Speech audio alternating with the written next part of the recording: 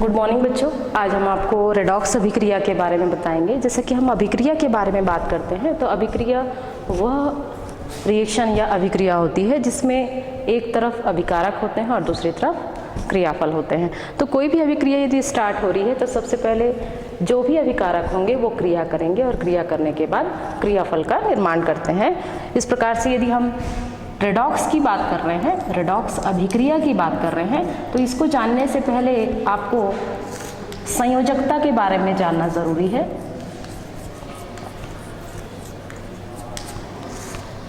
संयोजकता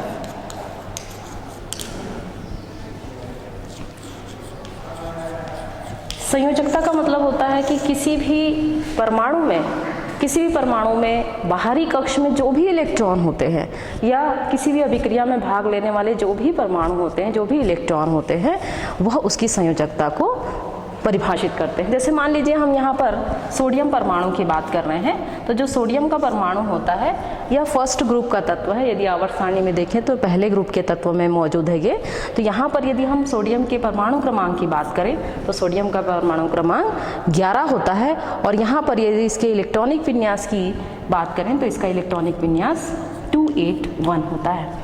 अब यहाँ पर हम यदि रेडॉक्स की बात कर रहे हैं तो रेडॉक्स के आधार पर यदि हम संयोजकता देख रहे हैं तो संयोजकता के आधार पर यदि हम सोडियम परमाणु की बात करें तो यहाँ पर बाहरी कक्ष में इलेक्ट्रॉन की संख्या 1 दिखाई दे रही है, इसलिए इसकी जो संयोजकता होगी 1 होगी। इसकी संयोजकता 1 होगी और इस आधार पर यह अपने बाहरी कक्ष से एक ही इलेक्ट्रॉन को निकाल सकता है। तो यहाँ पर ये एक इलेक्ट्रॉन को निकालेगा तो सोडियम पर एक धन आवेश आ जाएगा। तो मतलब किसी भी परमाणु के द्वारा इलेक्ट्रॉन को त्यागने की जो प्रवृत्ति होती है और त्यागने के कारण उसमें से जो भी इलेक्ट्रॉन निकल रहे हैं, 1 इलेक्ट्रॉन निकले, 2 इलेक्ट्रॉन निकले, 3 इलेक्ट्रॉन निकले, उस आधार पर उसे हम उसकी संयोजकता कहते हैं। तो इस आधार पर यदि हम इसका इलेक्ट्रॉनिक विन्यास लिखें तो इसे हम इस प्रकार लिख सकते हैं। तो इसका इलेक्ट्रॉनिक विन्यास हो जाएगा 2,8 और यहाँ पर इसकी संयोजकता होगी 1। तो यहाँ पर इसकी संयोजकता इसलिए आ रही है क्योंकि सोडियम का जो परमाणु है वो सोडियम का परमाणु 1 इलेक्ट्रॉन को त्याग रहा है। तो इलेक्ट्रॉन को त्यागने में या इलेक्ट्रॉन को ग्रहण करने में जो प्रवृत्ति उत्पन्न होती है किसी भी परमाणु के द्वारा, वह उसकी रेडॉक्स अभिक्रिया कहलाती है। तो यहाँ पर आप देखिए संयोजकता के आधार पर देखें तो सोडियम का जो परमाणु है उसमें उसके द्वारा 1 इलेक्ट्रॉन को दान कर दिया जाता है या इलेक्ट्रॉन को त्याग दिया जाता है। तो किसी भी परमाणु के द्वारा इलेक्ट्रॉन त्यागने की जो प्रवृत्ति होती है उसे हम कहते हैं ऑक्सीकरण की क्रिया। तो यहाँ पर जब सोडियम का ऑक्सीकरण होता है तो उस परिस्थिति में इस पर एक धन आवेश आ जाएगा। ठीक इसी तरह यदि हम कोई दूसरा परमाणु लें, जैसे मान लीजिए हम यहाँ पर एक दूसरा परमाणु ले रहे हैं, जैसे क्लोरीन परमाणु। यदि हम क्लोरीन परमाणु की बात करें तो क्लोरीन का जो परमाणु है उसका परमाणु क्रमांक 17 होता है और क्लोरीन का परमाणु क्रमांक 17 है, तो इसे हम इस प्रकार लिख सकते हैं 287। तो यहाँ पर यदि हम 287 की बात करें तो यहाँ पर अष्टक पूरा करने के लिए क्लोरीन परमाणु को 1 इलेक्ट्रॉन की आवश्यकता है और 1 इलेक्ट्रॉन की आवश्यकता है। इस आधार पर यदि हम देखें तो यहाँ पर जो क्लोरीन का परमाणु है यहाँ पर इसको 1 इलेक्ट्रॉन की आवश्यकता है, इसलिए इसका अपचयन हो जाएगा और ये 1 इलेक्ट्रॉन को ग्रहण कर लेगा और इस तरह से इसमें इलेक्ट्रॉनों की संख्या 288 हो जाएगी और जो क्लोरीन का परमाणु है इस पर ऋणात्मक आवेश आ जाएगा। तो इस प्रकार आप देखेंगे कि यदि हम रेडॉक्स अभिक्रिया की बात कर रहे हैं तो इसके लिए हमको संयोजकता का ध्यान रखना बहुत ज़रूरी है, क्योंकि यदि हम आवर्त सारणी में देखें तो आवर्त सारणी में बाएं से दाएं जाते हैं तो धीरे धीरे संयोजकता का मान क्रमशः बढ़ता जाता है। तो सोडियम से आप देखिए कार्बन तक इसका मान बढ़ेगा। जैसे सोडियम है तो उसका जो ऑक्सीकरण की संख्या है या उसका ऑक्सीकरण होता है उसमें 1 ही इलेक्ट्रॉन उसकी संयोजकता को दर्शाते हैं। उसके बाद यदि हम बेरिलियम की बात करें तो बेरिलियम में जो संयोजकता होती है वो 2 होती है, बोरॉन में 3 होती है, कार्बन में 4 होती है।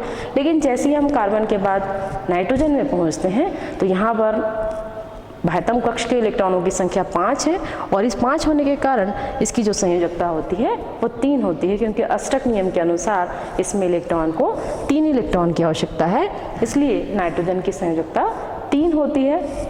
ठीक इसी तरह नाइट्रोजन के बाद आप देखेंगे ऑक्सीजन आता है। ऑक्सीजन का परमाणु क्रमांक 8 है और उस आधार पर इसकी संयोजकता जो है 2 होती है, क्योंकि बाहरी कक्ष में इलेक्ट्रॉन की संख्या 6 है। जैसे कि हम ऑक्सीजन की बात करते हैं तो ऑक्सीजन को आपको पता ही है, इस प्रकार से इलेक्ट्रॉनिक विन्यास होता है 1s2 2s2 2p 4 4 2 6 और 2 8। इसके बाह्यतम कक्ष में इलेक्ट्रॉन की संख्या 6 है। तो इस आधार पर आप देखेंगे कि यहाँ पर अष्टक पूरा करने के लिए 2 इलेक्ट्रॉन की आवश्यकता है। 2 इलेक्ट्रॉन की आवश्यकता है, इसका मतलब है ऑक्सीजन जो है, ऑक्सीजन की संयोजकता यहाँ पर 2 होगी। ठीक इसी तरह ऑक्सीजन के बाद यदि हम फ्लोरीन की बात करें या क्लोरीन की बात करें तो फ्लोरीन का परमाणु क्रमांक 9 है और इस आधार पर इसका यदि हम इलेक्ट्रॉनिक विन्यास देखें तो 1s2 2s2 और 2p 5 हो जाएगा। और 5 है, इसका मतलब है कि इसके बाह्यतम कक्ष में इलेक्ट्रॉनों की संख्या आपको दिखाई दे रही है, यहाँ पर 7 इलेक्ट्रॉन है। तो 7 इलेक्ट्रॉन है बाह्यतम कक्ष में और बाह्यतम कक्ष में 7 है, तो अष्टक पूरा करने के लिए इसको 1 इलेक्ट्रॉन की आवश्यकता है। इसलिए इस समूह के जितने भी सदस्य होंगे, चाहे आप फ्लोरीन की बात करें, क्लोरीन की बात करें, इन सभी में इसकी संयोजकता होगी 1, क्योंकि अष्टक पूरा करने के लिए सिर्फ 1 इलेक्ट्रॉन की आवश्यकता है, क्योंकि 5 और 2 7 है, 1 ही इलेक्ट्रॉन इसे चाहिए, इसलिए इसकी संयोजकता होगी 1। तो इस आधार पर हम संयोजकता के लिए देखते हैं आवर्त सारणी में। आप देखिए बाएं से दाएं जाते हैं तो इसका मान, संयोजकता का मान क्रमशः बढ़ता है और उसके बाद क्रमशः घटता है, जो कि अष्टक नियम के अनुसार है। नेक्स्ट है, जैसे कि मैंने आपको बताया कि संयोजकता का ज्ञान होना अत्यंत आवश्यक है। उस आधार पर यदि हम अभिक्रिया की बात करें तो हम यहाँ पर आपको रेडॉक्स अभिक्रिया के बारे में बता रहे हैं। तो यदि हम रेडॉक्स का यदि विच्छेदन करें, यदि इसको हम तोड़ें तो इसको 2 भाग में हम विभाजित कर सकते हैं। एक तो होगा रेड और दूसरा होगा ऑक्स। 2 भाग होते हैं, नाम से ही परिलक्षित हो रहा है कि जो अभिक्रिया, जैसा कि मैंने आपको बताया कि जो अभिक्रिया होगी, ये अभिक्रिया जिसमें एक अभिकारक होगा और दूसरा क्रियाफल होगा, क्योंकि अभिकारक क्रिया करके क्रियाफल का निर्माण करते हैं। लेकिन यहाँ पर हम जब रेडॉक्स अभिक्रिया की बात कर रहे हैं तो रेड का मतलब होता है रिडक्शन, और ऑक्स का मतलब होता है ऑक्सीकरण।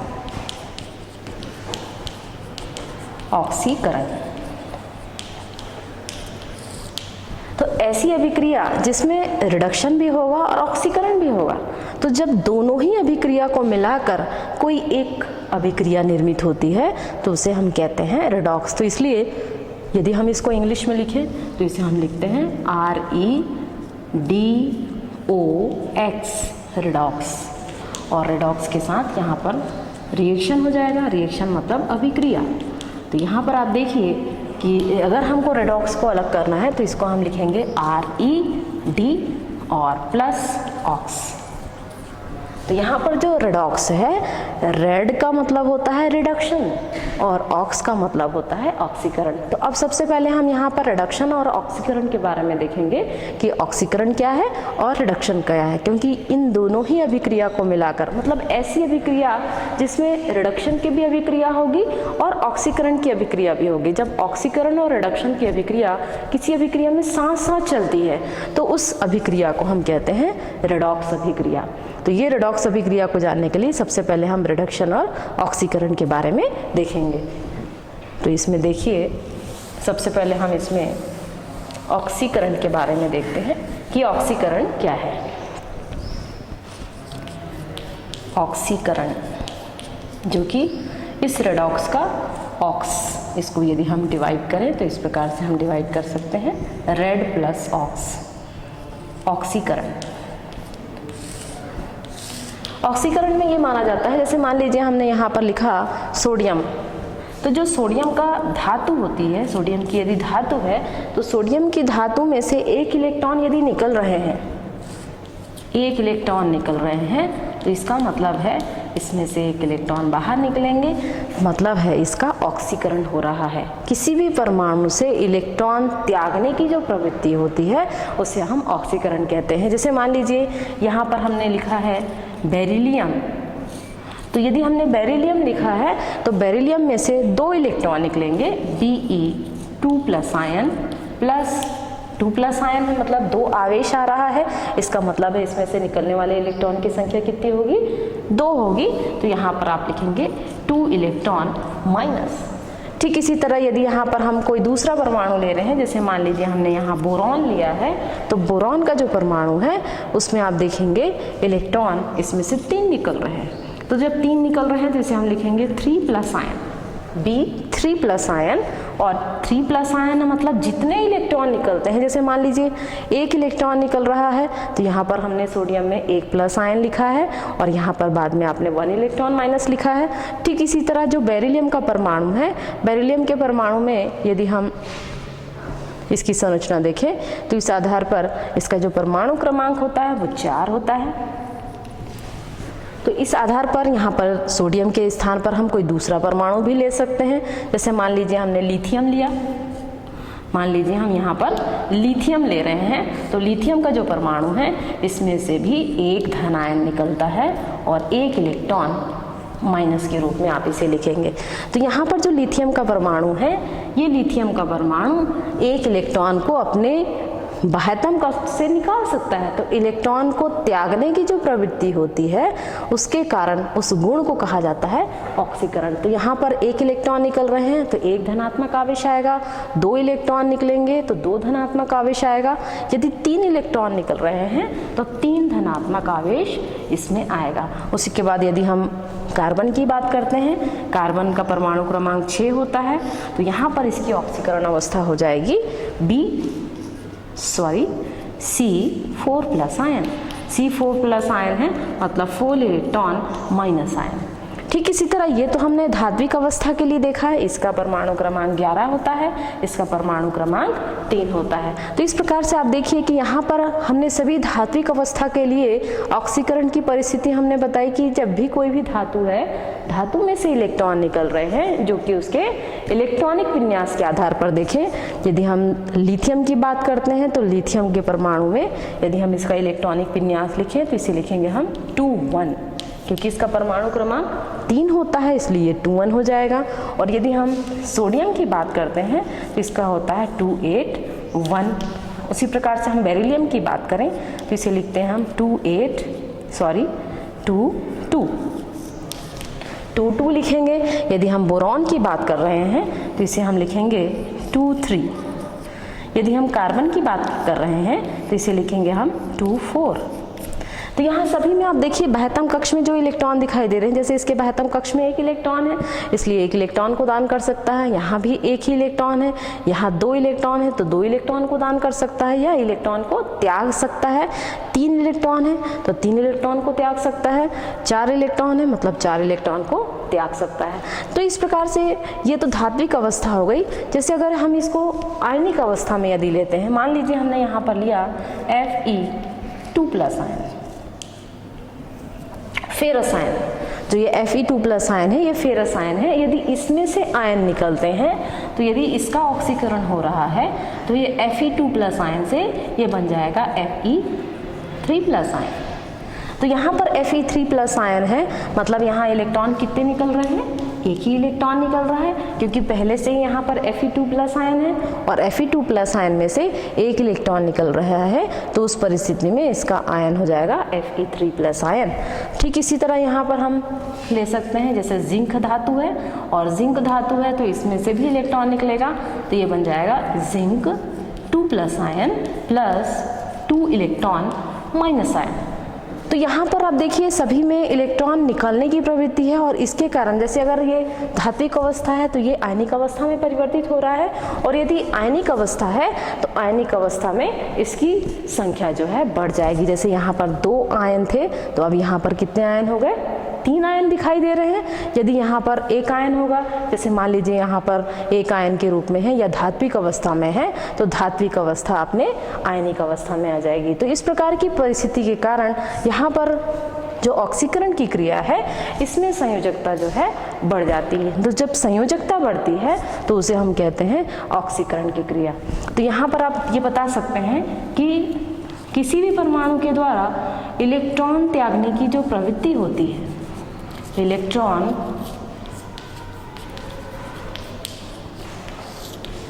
त्यागने की प्रवृत्ति। तो इलेक्ट्रॉन त्यागने की जो प्रवृत्ति होगी उसे हम क्या कहेंगे? ऑक्सीकरण की क्रिया कहेंगे, क्योंकि यहाँ पर इलेक्ट्रॉन को त्यागा जा रहा है, इलेक्ट्रॉन को निकाला जा रहा है अपनी संयोजकता के आधार पर। किसी भी परमाणु के लिए हम देख सकते हैं। तो यहाँ पर इलेक्ट्रॉन त्यागने की प्रवृत्ति हो रही है या संयोजकता में बढ़ोतरी हो रही है। संयोजकता में बढ़ोतरी हो रही है, बढ़ोतरी होती है। संयोजकता में बढ़ोतरी कैसी हो रही है? जैसे कि हम यहाँ देख रहे हैं कि यहाँ पर जो हमने लिथियम के बारे में बताया था, तो यहाँ पर लिथियम का जो परमाणु क्रमांक है 3 है और यहाँ लिथियम में एक ही धन आवेश आ रहा है। मतलब ये लिथियम जो है एक ही इलेक्ट्रॉन को दान करने की क्षमता रखता है या त्यागने की क्षमता रखता है, क्योंकि बाहर में सिर्फ एक ही इलेक्ट्रॉन है, ये इसे आसानी से त्याग सकता है और त्यागने के कारण इसमें से एक इलेक्ट्रॉन निकल जाएंगे।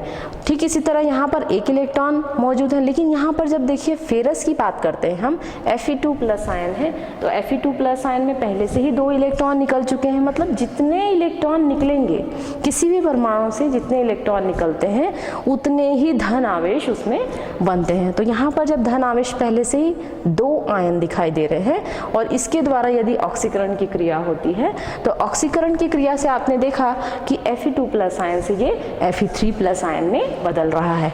तो Fe3+ आयन में बदल रहा है, मतलब यहाँ संयोजकता में बढ़ोतरी हो रही है। तो जब संयोजकता में बढ़ोतरी होगी तो इसे हम कहेंगे ऑक्सीकरण की क्रिया, चाहे वो धात्विक अवस्था से आयनिक अवस्था में आ रहा है या आयनिक अवस्था से फिर से आयनिक अवस्था में आ रहा है। तो ऐसी क्रिया जिसमें कि क्या हो रहा है, आयनों में बदल रहा है या आयनों में जो है बढ़ोतरी हो रही है। जैसे हम इसे कहते हैं फेरस, इसे हम कहते हैं फेरस आयन। और फेरस आयन से जब ये आयन और बढ़ जाते हैं या संयोजकता और बढ़ जाती है तो इसे कहा जाता है फेरिक आयन। तो फेरस से फेरिक आयन का बनना, फेरस आयन से फेरिक आयन का बनना या ऑक्सीकरण अवस्था में बढ़ोतरी होना या संयोजकता में बढ़ोतरी होने की क्रिया को हम कहते हैं ऑक्सीकरण की क्रिया। या कहा जा सकता है कि जब भी कोई क्रिया होगी तो किसी भी धातु के साथ या किसी परमाणु के साथ कोई भी ऋणात्मक आवेश युक्त कार्बन जो है या यौगिक या परमाणु उसके साथ जुड़ेगा। जैसे मान लीजिए हम यहाँ पर ले रहे हैं, जैसे मान लीजिए यहाँ हमने कार्बन लिया, कार्बन एक धातु है और इसके साथ यदि ऑक्सीजन की क्रिया हो रही है तो यहाँ पर आप देखेंगे कार्बन डाइऑक्साइड बन रहा है। तो यहाँ पर जो कार्बन डाइऑक्साइड बन रहा है, यहाँ इसका ऑक्सीकरण हो रहा है और ऑक्सीकरण से हमें ये प्राप्त हो रहा है। तो हमेशा जब भी ऑक्सीकरण की क्रिया होगी तो ऑक्सीकरण की क्रिया में ऋणात्मक जो भाग होते हैं वो किसी भी धातु के साथ क्रिया करके हमेशा ऑक्सीकरण की क्रिया करेंगे और ऑक्सीकरण की क्रिया के द्वारा हाइड्रोजन गैस निकलेगी और इस प्रकार से जो क्रिया होगी उसे हम ऑक्सीकरण की क्रिया कहेंगे। तो यहाँ इसमें इलेक्ट्रॉन त्यागने की प्रवृत्ति होगी या फिर संयोजकता में बढ़ोतरी होगी। दूसरी अभिक्रिया है अपचयन की अभिक्रिया, कि जैसे मैंने आपको बताया कि जो रेडॉक्स अभिक्रिया है वो 2 अभिक्रियाओं से मिलकर बनी है। एक तो होगी ऑक्सीकरण अभिक्रिया और दूसरी होगी अपचयन अभिक्रिया। तो यहाँ पर किसी भी रूप में लें आप, धात्विक रूप में लें या फिर उसको आयनिक अवस्था में लें। तो नेक्स्ट है अपचयन। अपचयन जैसा नाम से ही परिलक्षित है, जैसा कि मैंने आपको बताया कि यहाँ पर रेडॉक्स है, तो रेडॉक्स को 2 भागों में हम विभाजित करते हैं। एक होता है रेड और दूसरा होता है ऑक्स। तो यहाँ ऑक्स के बारे में हमने ऑक्सीकरण के बारे में आपको बता चुके हैं। अब दूसरी क्रिया है रिडक्शन, इसको हम रिडक्शन बोलते हैं और रिडक्शन का मतलब है अपचयन, का मतलब है अपचयन। इंग्लिश में इसे रिडक्शन कहते हैं और इसे हिंदी में अपचयन कहा जाता है। तो यहाँ पर क्या होगा कि जो भी आयनिक अवस्था है वो इलेक्ट्रॉन को ग्रहण कर लेगा। तो यहाँ पर किस प्रकार से ग्रहण कर रहा है, जैसे मान लीजिए यहाँ पर हम देखें, जैसे मान लीजिए यहाँ पर Na+ आयन है, ये आयनिक अवस्था दिखाई दे रही है। तो इस आयनिक अवस्था में एक इलेक्ट्रॉन इसके द्वारा ग्रहण किया जाएगा। चूंकि आयनिक अवस्था कैसी आई है, जब ये इलेक्ट्रॉन को दान किया है तो ये आयनिक अवस्था आई है सोडियम में। तो ये सोडियम आयन में एक इलेक्ट्रॉन इसके द्वारा ग्रहण कर लिया जाएगा और ग्रहण करने के बाद आप देखिए यहाँ पर सोडियम धात्विक अवस्था में आ रहा है। तो जब भी कोई किसी परमाणु के द्वारा अपचयन की क्रिया होती है तो उसके द्वारा इलेक्ट्रॉन को ग्रहण किया जाता है। इलेक्ट्रॉन ग्रहण करने की जो प्रवृत्ति होती है, इलेक्ट्रॉन ग्रहण करने की प्रवृत्ति, तो ग्रहण करने की जो प्रवृत्ति होगी उसको हम क्या कहेंगे, अपचयन की क्रिया। तो यहाँ पर आपने देखा कि Na+ आयन है तो 1 इलेक्ट्रॉन ले लिया और ये सोडियम बनाया। ठीक इसी तरह यदि हम यहाँ देखें, यदि जिंक 2+ आयन की बात करें तो जिंक 2+ आयन है तो इसमें दो आयन दिखाई दे रहे हैं, मतलब ये 2 इलेक्ट्रॉन को ग्रहण करेगा, प्लस 2 इलेक्ट्रॉन माइनस आयन। तो 2 इलेक्ट्रॉन माइनस आयन है तो उस परिस्थिति में यहाँ पर जो धातु हमको प्राप्त हो रही है वो जिंक धातु होगी, क्योंकि जिंक धातु से आयनिक अवस्था कैसे निर्मित हुई है, क्योंकि यहाँ पर जो जिंक धातु है उसमें पहले उसका ऑक्सीकरण हुआ, ऑक्सीकरण से जो भी यहाँ संयोजकता का मार्क्स आया, जो भी यहाँ जिंक 2+ आयन बना है, इसी जिंक 2+ आयन के द्वारा 2 इलेक्ट्रॉन को ग्रहण कर लिया गया। जब ये 2 इलेक्ट्रॉन को ग्रहण कर ले रहे हैं तो उसके बाद यह अवस्था जो है धात्विक अवस्था में बदल जाती है। ठीक इसी तरह हम दूसरी संरचना भी देख सकते हैं, जैसे मान लीजिए हमने यहाँ लिखा बेरिलियम 2+ आयन है। तो ये जो 2+ आयन है बेरिलियम, इसमें भी आप देखिए 2+ आयन दिखाई दे रहे हैं। तो ये 2+ आयन जो है 2 इलेक्ट्रॉन को ग्रहण कर लेगा। तो 2 इलेक्ट्रॉन को ये ग्रहण कर रहा है तो उस परिस्थिति में आप देखिए यहाँ पर ये बन जाएगा बेरिलियम का परमाणु, क्योंकि यहाँ पर पहले भी 2 इलेक्ट्रॉन को दान किए गए हैं। तो दान करने के बाद इसके द्वारा 2+ आयन निर्मित किया गया है और 2+ आयन जो है उसको फिर से धात्विक अवस्था में आना है तो उसके लिए अपचयन की क्रिया होगी। तो अपचयन की क्रिया किसे कहते हैं हम, इलेक्ट्रॉन ग्रहण करने की जो प्रवृत्ति होती है उसे हम कहते हैं अपचयन की क्रिया, जिसके द्वारा जो संयोजकता का मान है वो कम हो जाता है। तो ये इसे आप नोट कर लीजिए।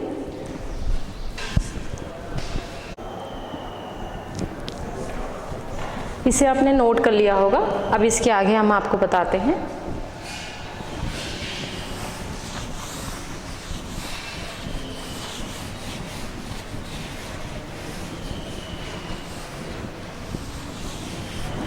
तो यहाँ पर हमने देखा कि किस प्रकार से अपचयन की क्रिया हो रही है कि इलेक्ट्रॉन ग्रहण करने की प्रवृत्ति है किसी भी परमाणु के द्वारा। जैसे मान लीजिए हम यहाँ पर कार्बन की बात लेते हैं। कार्बन का जो परमाणु है, कार्बन पर 4 धन आयन है और इस धन आयन के कारण यहाँ पर 4 इलेक्ट्रॉन को ये ग्रहण करेगा, 4 इलेक्ट्रॉन माइनस, और इस तरह से ये कॉपर जो है धात्विक अवस्था में आ रहा है। तो यहाँ पर आप देखिए कि यहाँ इलेक्ट्रॉन ग्रहण करने की जो प्रवृत्ति है उसके साथ साथ जो संयोजकता का मान है वो कम हो रहा है। जैसे मान लीजिए हम यहाँ पर लें Fe3+ आयन, Fe3+ आयन लें और यहाँ से 1 इलेक्ट्रॉन को जोड़ दें इसमें। तो 1 इलेक्ट्रॉन जोड़ते हैं तो इस परिस्थिति में आप देखिए ये Fe3+ आयन से Fe2+ आयन में बदल रहा है, क्योंकि यहाँ Fe3+ आयन इसको बोलते हैं हम फेरिक आयन, और ये फेरिक आयन किस में बदल रहा है, फेरस आयन में बदल रहा है। तो फेरिक आयन फेरस आयन में बदल रहा है। क्यों बदल रहा है ये, क्योंकि यहाँ पर आप देखिए अपचयन की क्रिया हो रही है और अपचयन की क्रिया से यहाँ अपचयन होगा और अपचयन द्वारा यहाँ पर संयोजकता में कमी आ रही है। अभी तक आपने देखा था ऑक्सीकरण की क्रिया में हमने देखा था कि जो ऑक्सीकरण की क्रिया होती थी उसमें संयोजकता में बढ़ोतरी होती थी, लेकिन यहाँ पर आप देखेंगे कि जो अपचयन की क्रिया होती है तो अपचयन की क्रिया में जैसे इलेक्ट्रॉन ग्रहण करने की प्रवृत्ति है, चाहे किसी धात्विक की बात करें चाहे किसी आयनिक अवस्था की बात करें, तो अगर आयनिक अवस्था है यदि एक ही इलेक्ट्रॉन के रूप में है तो वह धात्विक अवस्था में कन्वर्ट हो जाएगा। और यदि हम ज़्यादा आयनिक अवस्था की बात करते हैं, जैसे अगर हम यहाँ पर Be2+ आयन की बात कर रहे हैं तो यह भी 2 इलेक्ट्रॉन को ग्रहण करेगा और ग्रहण करने के बाद धात्विक अवस्था में बदल रहा है। तो यहाँ पर इसकी संयोजकता का मान घटते क्रम में है, जैसा कि ऑक्सीकरण में होता था।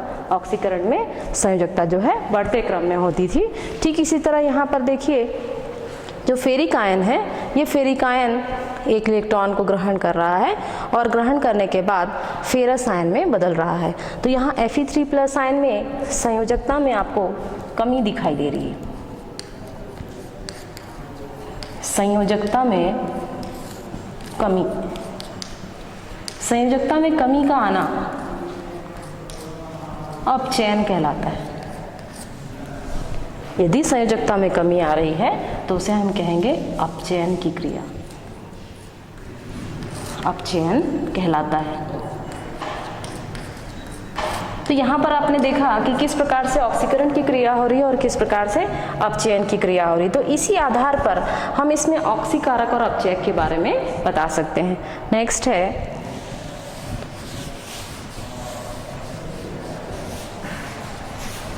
तो यहाँ पर आप देखा कि किस प्रकार से ऑक्सीकरण की क्रिया हो रही है। तो ऑक्सीकरण का मतलब क्या होता है, किसे कहते हैं हम ऑक्सीकरण? जब किसी भी परमाणु के द्वारा इलेक्ट्रॉन को त्यागा जाएगा तो उसे हम ऑक्सीकरण की क्रिया कहेंगे, और अपचयन की अभिक्रिया उसे कहा जाएगा जब किसी भी परमाणु के द्वारा इलेक्ट्रॉन को ग्रहण किया जाएगा, चाहे वो आयनिक अवस्था में हो तो भी वह इलेक्ट्रॉन को ग्रहण कर सकता है, और यदि ऑक्सीकृत अवस्था में है तो भी वह इलेक्ट्रॉन को ग्रहण कर सकता है। तो यहाँ पर जब ऑक्सीकरण और अपचयन की क्रिया होती है, जैसे मान लीजिए हम किसी भी परमाणु की बात कर रहे हैं, जैसे हम एटलीस्ट सोडियम की ही बात कर रहे हैं, तो किसी भी परमाणु के द्वारा जब ऑक्सीकरण होता है, जैसे मान लीजिए इसका ऑक्सीकरण हुआ और ऑक्सीकरण होने के बाद ये आयनिक अवस्था में आ गया Na+ आयन। तो जब जिसका ऑक्सीकरण होता है वो स्वयं अपचायक बन जाता है। तो यहाँ जो सोडियम है ये कहलाएगा अपचायक। किसी भी परमाणु के द्वारा ऑक्सीकरण होने पर वह स्वयं अपचायक में बदल जाता है। ठीक इसी तरह यदि हम यहाँ पर किसी अपचयन की क्रिया के लिए लें, जैसे मान लीजिए हम यहाँ ले रहे हैं Na+ आयन। यदि हम Na+ आयन की बात कर रहे हैं तो Na+ आयन का यदि यहाँ पर अपचयन हो रहा है, जैसे मान लीजिए यहाँ पर इसमें से एक इलेक्ट्रॉन निकल रहे हैं, एक इलेक्ट्रॉन ग्रहण किया जा रहा है और ग्रहण करने के बाद सोडियम धातु बना रहा है। तो यहाँ पर आप देखिए कि यहाँ पर जब हम सोडियम का ऑक्सीकरण कर रहे हैं तो ये आयनिक अवस्था में आ रहा है, तो इसका ऑक्सीकरण हो रहा है। तो ऑक्सीकरण हो रहा है तो जिसका ऑक्सीकरण हो रहा है वो स्वयं अपचायक में बदल जाता है, और जिसका अपचयन होता है, जैसे मान लीजिए यहाँ सोडियम आयन की बात कर रहे हैं तो इसका अपचयन हो रहा है। तो अपचयन हो रहा है इसका मतलब है कि यह एक इलेक्ट्रॉन को ग्रहण करेगा, और एक इलेक्ट्रॉन को ग्रहण कर रहा है मतलब ये कहलाएगा ऑक्सीकारक। ऑक्सीकारक। तो जिसका ऑक्सीकरण होता है वो अपचायक कहलाता है और जिसका अपचयन होता है वो ऑक्सीकारक कहलाता है। तो इस आधार पर यदि हम देखें किसी रासायनिक अभिक्रिया की बात कर रहे हैं तो यह रासायनिक अभिक्रिया जिसमें दोनों ही अभिक्रिया हो रही है, ऑक्सीकरण की अभिक्रिया भी होगी और अपचयन की अभिक्रिया भी होगी, तो उस अभिक्रिया को हम कहते हैं रेडॉक्स अभिक्रिया। तो इसे हम इस प्रकार आपको बता सकते हैं। नेक्स्ट है तो ऑक्सीकारक और अपचायक क्या होगा? जिनका ऑक्सीकरण होगा वह स्वयं अपचायक में बदल जाता है, और जिनका अपचयन होता है वह स्वयं ऑक्सीकारक में बदल जाता है।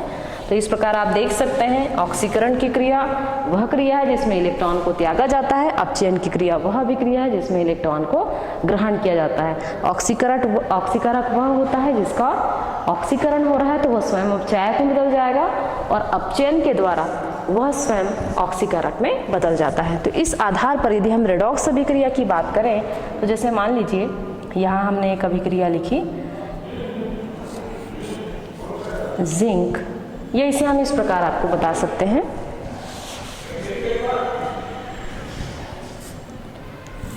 जैसे मान लीजिए यहाँ पर हमने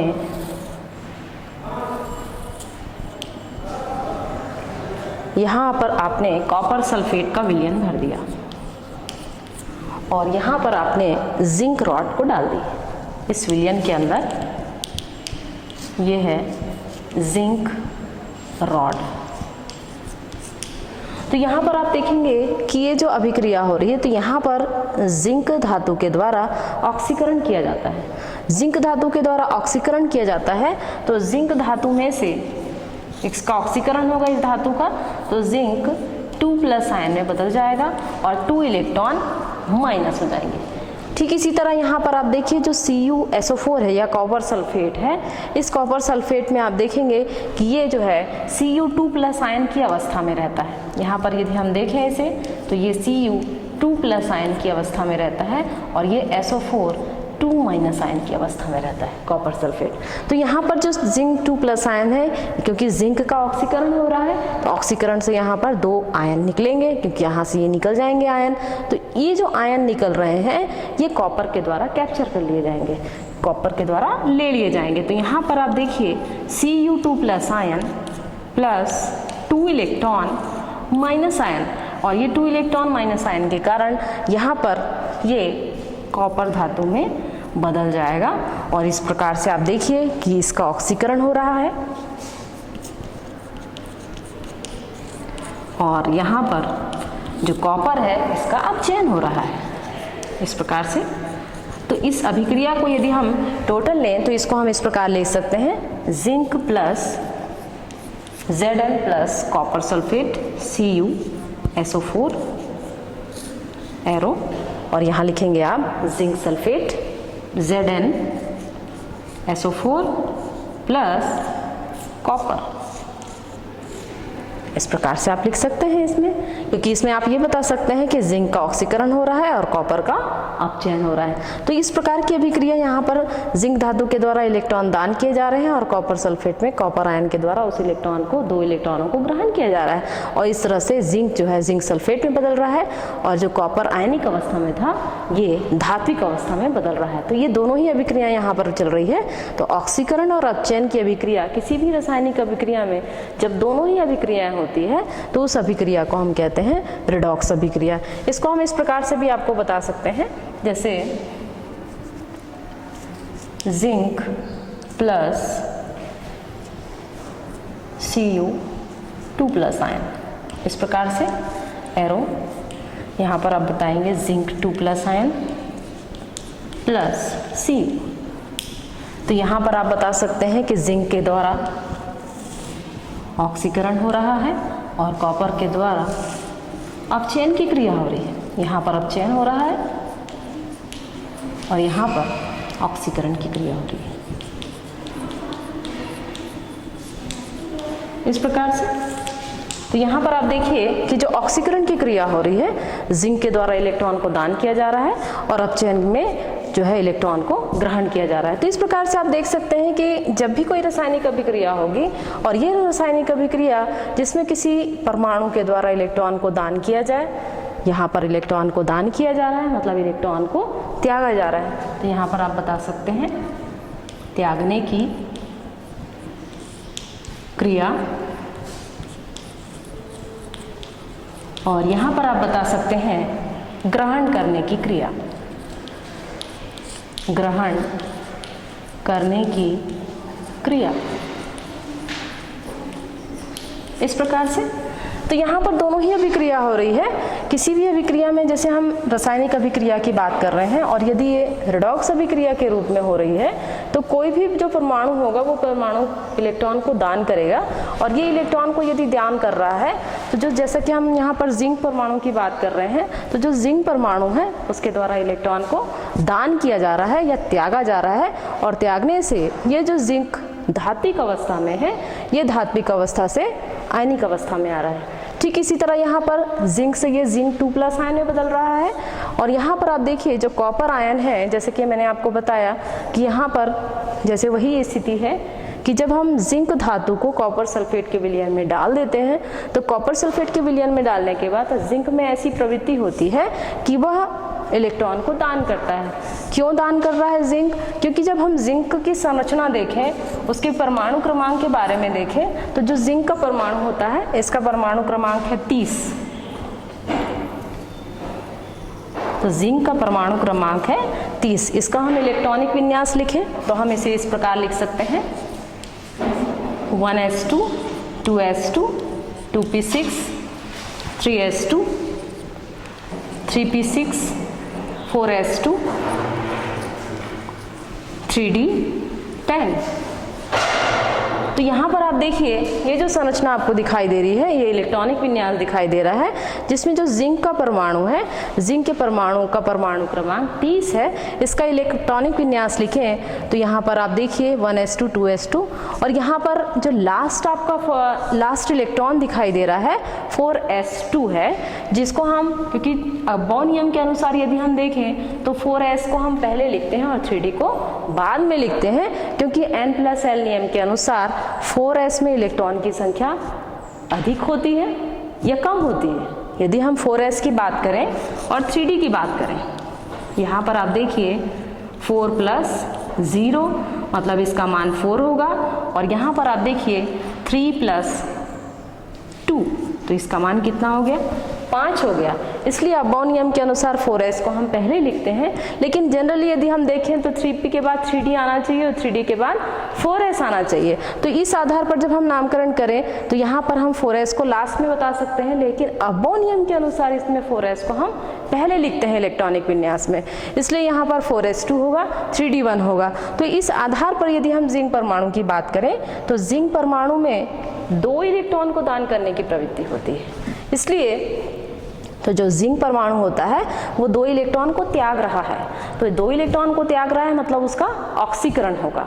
तो जब ऑक्सीकरण हो रहा है तो ऑक्सीकरण की क्रिया को रेडॉक्स में हम ऑक्स कहते हैं। तो ये ऑक्सीडेशन की क्रिया या ऑक्सीकरण की क्रिया होगी, लेकिन वही क्रिया जो जिंक के द्वारा इलेक्ट्रॉन को दान किया गया है। तो इलेक्ट्रॉन यहाँ पर कितने इलेक्ट्रॉन निकल रहे हैं, 2 इलेक्ट्रॉन निकल रहे हैं, और जितने इलेक्ट्रॉन निकलेंगे उतने ही धनात्मक आवेश किसी भी परमाणु में आएंगे। जैसे अगर हम सोडियम की बात करते हैं तो सोडियम का परमाणु क्रमांक 11 है, और उसके बाह्यतम कक्ष में यदि हम देखें तो इलेक्ट्रॉन की संख्या 1 होती है। तो ये 1 इलेक्ट्रॉन के यदि सोडियम का परमाणु दान कर रहा है तो उस कंडीशन में सोडियम पर कितने धनावेश आएंगे, 1 ही धनावेश आएगा। तो सोडियम के द्वारा 1 इलेक्ट्रॉन को त्यागने की प्रवृत्ति होती है, 1 इलेक्ट्रॉन को त्यागने की प्रवृत्ति होती है। इसका मतलब है सोडियम का जो परमाणु है उसकी जो ऑक्सीकरण अवस्था होगी वो 1 ही होगी। लेकिन अगर हम जिंक की बात करें तो जिंक के बाह्यतम कक्ष में आपको 2 इलेक्ट्रॉन दिखाई दे रहे हैं। तो यहाँ पर यदि 2 इलेक्ट्रॉन की बात कर रहे हैं, क्योंकि ये सेकंड डी में आता है जिंक का परमाणु आवर्त सारणी में आप देखें तो उस आधार पर यदि हम देखें तो यहाँ पर जो जिंक का परमाणु है ये 2 इलेक्ट्रॉन को दान कर रहा है, तो त्यागने की जो प्रवृत्ति होती है उसे हम ऑक्सीकरण कहते हैं। तो इसे हम इस प्रकार बता सकते हैं आपको, जैसे मान लीजिए ऑक्सीकरण और अपचयन के बारे में देख रहे हैं, तो कोई भी परमाणु है, किसी भी परमाणु के द्वारा जो इलेक्ट्रो वियोजन होता है, इलेक्ट्रो वियोजन, अब ये तो नाम से ही परिलक्षित हो रहा है। इलेक्ट्रो वियोजन का मतलब क्या होगा, इलेक्ट्रॉन का निकलना। इलेक्ट्रो वियोजन मतलब इलेक्ट्रॉन वियोजित हो रहे हैं या उसमें से निकल रहे हैं। तो निकलने की जो क्रिया है उसे हम कहते हैं इलेक्ट्रो वियोजन, और इलेक्ट्रो वियोजन को ही कहा जाता है ऑक्सीकरण।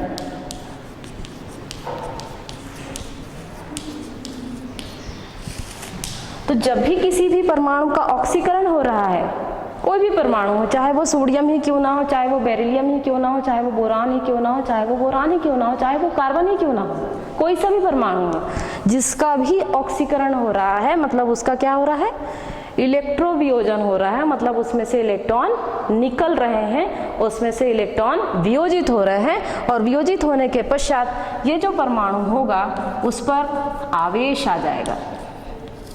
और ये आवेश कोई कितना भी हो सकता है, 1 से लेकर 4 तक भी हो सकता है। तो यहाँ पर आप बता सकते हैं यहाँ पर कौन सा आवेश आएगा, धनात्मक आवेश आएगा। और जब धनात्मक आवेश आ रहा है और धनात्मक आवेश के बाद यदि उसको फिर से परमाणु में बदलना है या उसको धातु में बदलना है, तो उसके लिए हमको क्या करना पड़ेगा, उसको इलेक्ट्रॉन देना पड़ेगा। और जब हम उसको इलेक्ट्रॉन देंगे तो वह इलेक्ट्रो वियोजन से किस में बदल जाएगा, इलेक्ट्रो योजन में बदल जाएगा। यहाँ पर आप देखिए इसको हम कहेंगे इलेक्ट्रो योजन। तो आप देखिए 2 अभिक्रिया देख रहे हैं, एक योजन की अभिक्रिया है और एक वियोजन की अभिक्रिया है। वियोजन का मतलब होता है वियोजित करना या उसे हटाना। इसे हम कहते हैं डी इलेक्ट्रोनेशन। डी का मतलब होता है बाहर करना, और यहाँ पर इलेक्ट्रोनेशन, इलेक्ट्रोनेशन मतलब उसमें जोड़ना। तो यहाँ पर हम क्या कर रहे हैं, इलेक्ट्रॉन को जोड़ रहे हैं, क्योंकि यहाँ पर एक इलेक्ट्रॉन, मान लीजिए यहाँ पर ये सोडियम परमाणु है। यदि ये सोडियम का परमाणु है तो सोडियम के परमाणु का यदि ऑक्सीकरण हो रहा है, मतलब सोडियम के द्वारा एक इलेक्ट्रॉन को त्यागा जा रहा है, तब एक इलेक्ट्रॉन को त्यागा जाएगा तो ये सोडियम धनावेश में बदल जाएगा। और जब सोडियम धनावेश में बदल रहा है मतलब इसका इलेक्ट्रोवियोजन हो रहा है, और इलेक्ट्रोवियोजन के बाद यदि हमको इसमें दूसरी अभिक्रिया करना है, जैसे कि हमको पता है कि यदि रेडॉक्स अभिक्रिया है तो दो अभिक्रिया होगी, एक होगी ऑक्सीकरण की और दूसरी होगी अपचयन की। तो यहाँ पर रिडक्शन या फिर ऑक्सीडेशन या अपचयन या फिर ऑक्सीकरण, तो दोनों ही अभिक्रिया जब साथ होती है तो एक तो होगा इलेक्ट्रोवियोजन और दूसरा होगा इलेक्ट्रोयोजन। तो इलेक्ट्रोयोजन को हम कहते हैं अपचयन। तो अपचयन की क्रिया होगी तो पुनः ये जो परमाणु है जो कि आवेशित था वो फिर से किस में बदल जाएगा, धात्विक परमाणु में। यदि मान लीजिए यहाँ पर हमने लिखा Fe2+ आयन है, यहाँ पर तो पहले आप ये कहेंगे कि ये पहले से ही आयनिक अवस्था है। अब ये पहले से आयनिक अवस्था है तो इसमें हम ऑक्सीकरण कैसे बताएं, तो इसमें आप बता सकते हैं कि यदि ये Fe2+ आयन है तो इसको हम कहते हैं फेरस आयन। तो यहाँ पर जब ये फेरस आयन है और इस फेरस आयन का इलेक्ट्रोवियोजन होता है, यदि इसका इलेक्ट्रोवियोजन होगा तो यहाँ पर ये Fe2+ आयन से Fe3+ आयन में बदल जाएगा। तो यहाँ पर आप देखिए ये Fe3+ आयन में बदल रहा है, मतलब इसमें से एक इलेक्ट्रॉन निकल रहे हैं, मतलब एक इलेक्ट्रॉन वियोजित हो रहे हैं Fe2+ आयन से, तो ये फेरस से बन गया फेरिक। और जब फेरिक बन रहा है तो यहाँ पर आप देखिए कि जब भी ऑक्सीकरण की क्रिया होगी तो हमेशा संयोजकता में वृद्धि होती है। यहाँ पर संयोजकता 2 है और यहाँ पर संयोजकता 3 है, क्योंकि जितने इलेक्ट्रॉन वो दान करेगा वो उसकी संयोजकता को निर्धारित करते हैं। तो यहाँ पर इलेक्ट्रोवियोजन के द्वारा Fe3+ आयन में बदला जा रहा है, और फिर से यदि इसका अपचयन होना है तो Fe3+ आयन फिर से फेरिक से किस में बदल जाएंगे, फेरस में बदल जाएंगे। और फेरस में बदल रहे हैं मतलब उस अभिक्रिया को हम क्या है कहेंगे, अपचयन की अभिक्रिया, और ये Fe3+ आयन से Fe2+ आयन में बदल जाएगा। तो इस प्रकार से आप देख सकते हैं कि जो रेडॉक्स अभिक्रिया है ऐसी अभिक्रिया है जिसमें एक ही अभिक्रिया के अंदर आपको ऑक्सीकरण और अपचयन दोनों ही अभिक्रिया आपको देखने को मिलेगी। जब दोनों ही अभिक्रिया होगी तो उस अभिक्रिया को आपको कहना है रेडॉक्स अभिक्रिया। तो इसके लिए हम कुछ और भी उदाहरण आपको बता सकते हैं। तो इसमें आप शॉर्ट में आप ये ध्यान में रखेंगे कि यदि इलेक्ट्रोवियोजन हो रहा है तो उसे हम कहेंगे ऑक्सीकरण, और यदि इलेक्ट्रोयोजन हो रहा है तो उसे कहा जाएगा अपचयन। तो शॉर्ट में हम ऑक्सीकरण के लिए कह सकते हैं ऑक्सीकरण का मतलब होता है संयोजकता में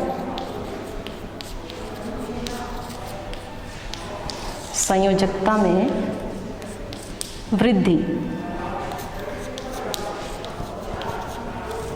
तो संयोजकता में वृद्धि किस आधार पर होगी, परमाणु क्रमांक के आधार पर होगी। परमाणु क्रमांक जैसे होंगे इलेक्ट्रॉन दान करने की प्रवृत्ति कैसी है उसकी, बाह्यतम कक्ष में एक इलेक्ट्रॉन है तो एक इलेक्ट्रॉन दान करने की या त्यागने की प्रवृत्ति होगी। बाह्यतम कक्ष में यदि 2 इलेक्ट्रॉन है तो 2 इलेक्ट्रॉन त्यागने की प्रवृत्ति होगी। यदि 3 इलेक्ट्रॉन है तो 3 इलेक्ट्रॉन दान करने की प्रवृत्ति होगी। 4 होंगे तो 4 की प्रवृत्ति होगी। तो इस आधार पर ऑक्सीकरण का मतलब है संयोजकता में होने वाली वृद्धि। यदि हम अपचयन की बात करते हैं तो ऑक्सीकरण में आपको एक चीज़ और ये ध्यान रखना है कि ऑक्सीकरण अब अगर अभिक्रिया हो रही है तो उसमें हमेशा ऋणात्मक आवेश जो होते हैं या ऋणात्मक आयन जो होते हैं वो हमेशा जुड़ते हैं ऑक्सीकरण में। ऑक्सीकरण की क्रिया में संयोजकता में वृद्धि होगी और ऋणात्मक आयन इससे जुड़ेंगे तो उसको हम कहेंगे ऑक्सीकरण की अभिक्रिया। यदि अपचयन की अभिक्रिया हो रही है तो संयोजकता में कमी आती है। संयोजकता में जब कमी आएगी तो उसे हम कहेंगे अपचयन की अभिक्रिया, और जिसका ऑक्सीकरण होता है उसको हम अपचायक कहते हैं और जिसका अपचयन होता है उसे हम ऑक्सीकरक कहते हैं। तो इस प्रकार देखिए आपने कि किस प्रकार से रेडॉक्स की अभिक्रिया होती है। इसमें ऑक्सीकरण और अपचयन दोनों ही अभिक्रियाएं होंगी तो उसे हम कहेंगे रेडॉक्स अभिक्रिया। आज के लिए बस इतना ही, आगे का हम नेक्स्ट टाइम आपको बताएंगे। Thank you.